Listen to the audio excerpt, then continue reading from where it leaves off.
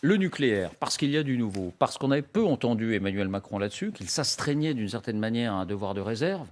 Et on dit souvent que c'est une loi non écrite des pays qui ont l'arme atomique.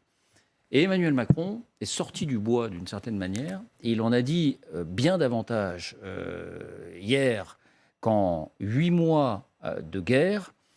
Et puis, dans la foulée, c'est le représentant de la diplomatie européenne qui lui aussi s'est exprimé et qui lui a carrément employé des mots assez retentissants. On va détailler tout ça. Pourquoi sortir du bois aujourd'hui? Pourquoi mettre carte sur table aujourd'hui? D'abord, qu'est-ce qui a été dit précisément? Voici les indispensables avec Justine Fraissinet. Bonsoir Justine. Bonsoir David, bonsoir à tous. Alors, quelles ont été précisément les déclarations d'Emmanuel Macron hier soir sur France 2? Bien, il faut souligner que jusqu'à présent, Emmanuel Macron s'était bien gardé de s'exprimer sur le sujet. C'est une règle non écrite des puissances nucléaires. D'ailleurs, lui-même a commencé par dire « moins on en parle, moins on agite la menace, plus on est crédible ». Caroline Roux, la journaliste de France 2, lui répond que le problème, c'est que tout le monde en parle. Réponse d'Emmanuel Macron, trop de gens. Trop de gens. Mais à ce moment-là, il est relancé par Caroline Roux et voilà ce qu'il a déclaré. La France a une doctrine nucléaire, je le disais.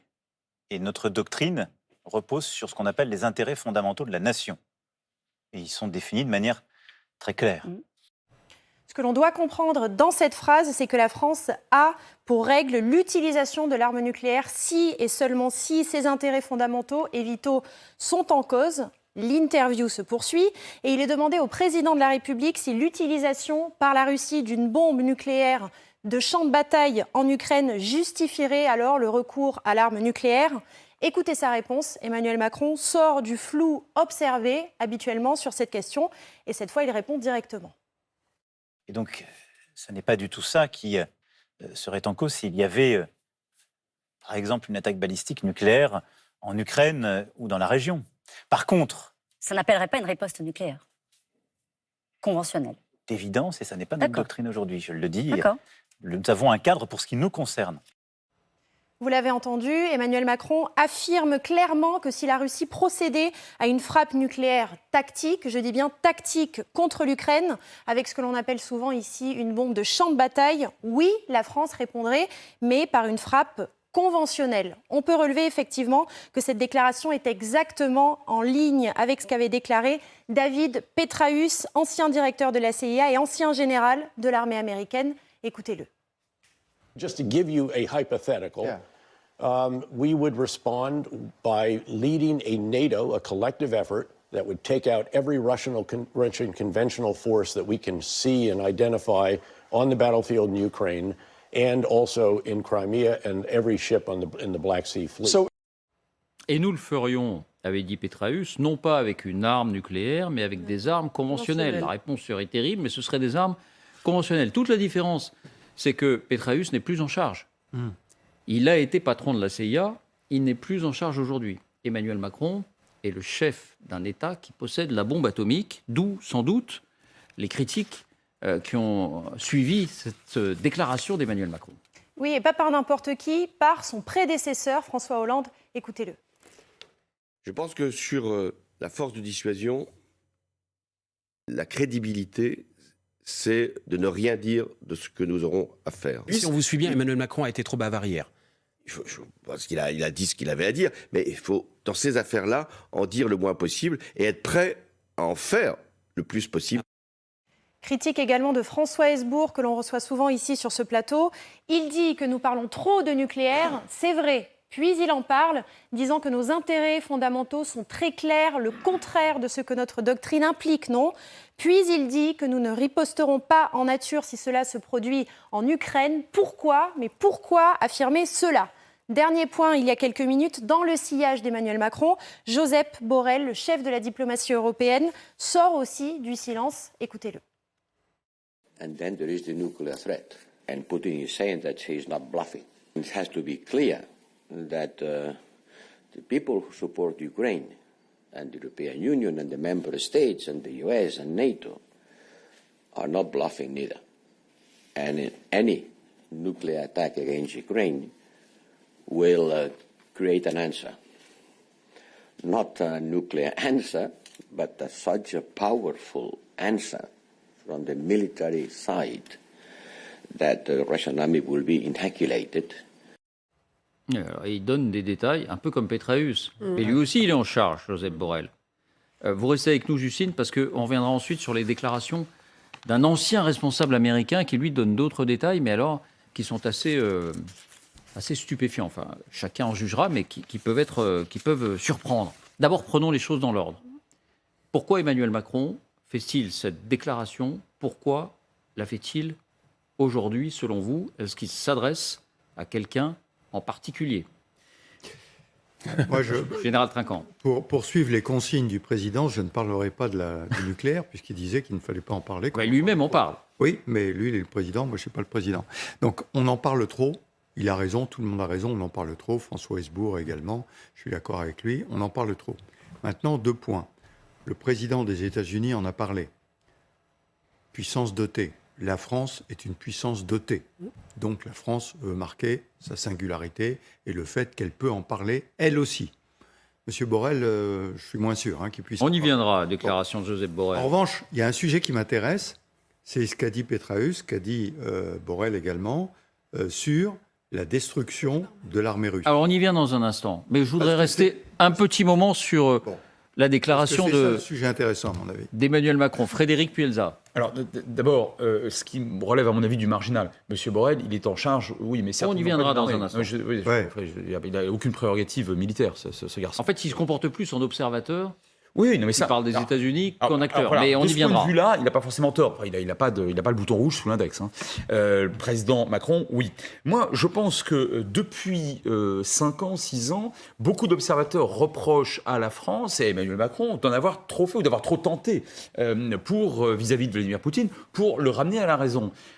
Or, la France, je le rappelle juste, c'est factuel, ce que je dis, c'est objectif. C'est la principale puissance militaire de l'Union européenne, c'est la principale puissance militaire de l'OTAN sur le continent européen. Effectivement, elle est dotée. Et pour ce qui concerne le nucléaire, moi non plus, j'en parlerai pas beaucoup, mais un tout petit peu quand même, nous sommes la seule force de dissuasion totalement autonome par rapport à l'OTAN. Écoutez, ça vous place son pays quand même. Et j'ajoute un dernier point. Ces derniers mois, beaucoup d'observateurs, sans doute à juste titre d'ailleurs, avaient considéré que la France n'en faisait pas assez pour soutenir l'Ukraine, en dépit de l'envoi de canons d'une excellente artillerie, en l'occurrence les canons César. Écoutez, il y a eu une inflexion ces dernières semaines. Je pense que cette sortie du bois, comme vous l'avez dit à plusieurs reprises, s'inscrit dans ce mouvement. Dernier point, si vous le permettez. L'ancien président de la République... Elle s'inscrit dans ce mouvement, Frédéric, parce que vous l'interprétez comme un message de fermeté. Ah, je le pense.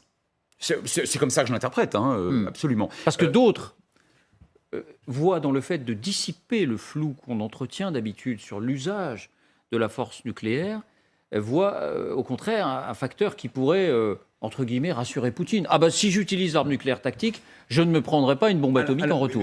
Sauf que Poutine connaît parfaitement la doctrine nucléaire française et sait très bien que l'Ukraine ne s'inscrit pas dans les frontières françaises. Donc de toute façon, en le disant, on ne fait que respecter ce qu'on a décidé. C'est un secret de polichinelle, d'une certaine manière. Franchement, oui. Quant à l'ancien président de la République, je me permets quand même de rappeler, M. Hollande, il était lui-même sorti du bois, pour reprendre votre excellente expression, en désignant très clairement le nombre de têtes nucléaires dont disposait la France. Il n'était pas censé le faire, il l'a fait, il avait décidé de le faire. Donc lui aussi en avait parlé. Donc pour moi, on a plutôt là affaire à une scénographie de force, destinée effectivement à rehausser la crédibilité militaire de la France. Est-ce que vous voyez aussi dans cette déclaration un message de force vis-à-vis de Vladimir Poutine, Elsa? Oui, mais je rejoins complètement ce qui a été dit par Frédéric Ancel.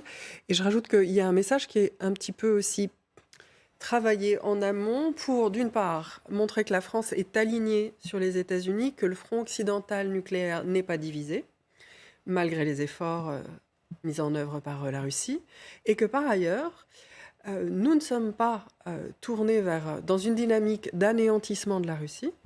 Nous n'avons pas de problème avec l'existence de la Russie, avec la légitimité même de l'État russe. Nous avons un problème avec une guerre qui est menée par la Russie, un problème avec un projet de Vladimir Poutine, et nous ne représentons pas une menace existentielle pour la Russie. C'est ça qui est aussi très important. Mais, c'est juste. Oui, mais je pense qu'il y a un message subliminal derrière. C'est peut-être la question que j'allais vous poser. Qui est que l'armée russe serait directement visée. Serait anéanti. Alors, Emmanuel Macron ne va pas sur ce terrain-là. Oui, mais Petraeus, Borrell. Et quand même, la remarque qui consiste à dire que une frappe nucléaire en Ukraine amènerait une réaction, et la réaction, elle serait contre l'armée russe. Il ne va même pas sur ce terrain, Emmanuel Macron. Le terrain où il va, c'est de dire l'utilisation par la Russie d'une arme atomique de champ de bataille sur le territoire ukrainien n'entraînerait pas, de notre part, une riposte nucléaire. C'est tout ce qu'il dit. Moi, j'ai une autre hypothèse, mais je vous la soumets. Est-ce que le message ne s'adresse pas aussi à l'opinion française ? L'opinion française, ça n'est pas un secret. Je pense que c'est la même chose qui vous arrive, Frédéric, Général Trinquant, Elsa, peut-être vous, Jean, mais les gens nous parlent énormément de ça. Ah oui. Les gens, chaque fois qu'on parle de cette guerre, chaque fois qu'on parle de cette bonne nouvelle de la contre-attaque, des contre-attaques réussies ukrainiennes, nous disent « Ah mais oui, mais... Et l'arme nucléaire ?» Et l'opinion française est très, très travaillée par cette question. Est-ce qu'il ne répond pas, là aussi, à cette inquiétude en disant « Ça ne justifiera pas pour nous l'utilisation de l'arme atomique ». On ne peut pas sortir... Enfin, je trouve que c'est problématique. La déclaration d'Emmanuel Macron est problématique parce que la force de la dissuasion, c'est le flou qu'on entretient autour de son usage. Bon, une chose est certaine, c'est que le territoire français, national, est sanctuarisé. Ça, OK. Donc, il y a un soldat russe, allemand, estonien qui pose le pied sur le territoire national. Son pays est atomisé. On ne discute même pas. Enfin, peut-être pas... la réponse serait quand même peut-être proportionnée, comme on dit. Non, si, il faut que ça soit justement... Le doute, c'est... Il restera rien. Je veux dire que le doute, c'est on tire tout en même temps. C'est pas... On y va. C'est vous posez une botte sur le sol national et votre pays est rasé. Donc ça, c'est ce qu'on appelle le sanctuaire national. C'est ce qui a failli se passer, je vous rappelle encore une fois, en octobre 62. On n'est pas passé très très loin d'une atomisation réciproque. Là, le problème maintenant, c'est l'étendue de notre bouclier. Et c'est un sujet. Alors on sait aujourd'hui que le bouclier a été proposé, le bouclier nucléaire français a été proposé aux pays de l'Union européenne. Donc imaginons, les troupes russes rentrent en Allemagne. Est-ce qu'on utilise ou pas l'arme nucléaire ?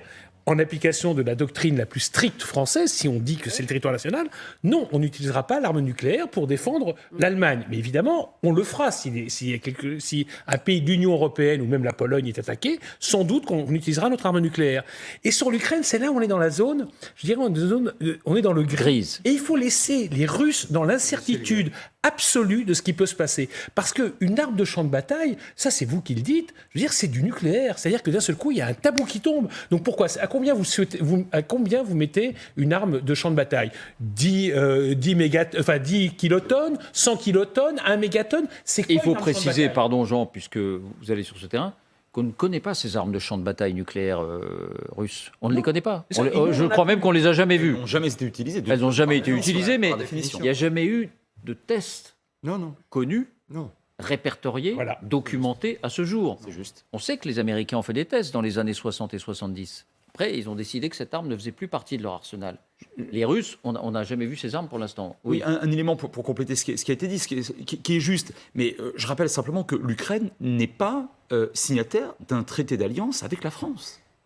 La Pologne, oui. L'Allemagne, oui. L'Estonie, oui. Le Portugal, oui. Au titre de l'OTAN. Je rappelle même d'ailleurs que récemment, et de l'Union européenne, c'est vrai aussi. Il y a l'article 5 dans le traité européen. C'est juste. L'OTAN, c'est encore beaucoup plus militaire. Et j'ajoute qu'avec la Grèce, on est même maintenant signataire d'un double traité d'alliance. Mais pas avec l'Ukraine. Autrement dit, Poutine sait parfaitement, en dépit des propos de tel ou tel président de la République, qu'a priori, la France n'utilisera pas l'arme atomique. Comme vous dites. Mais ce que dit Jean, c'est qu'on a peut-être intérêt à maintenir le flou.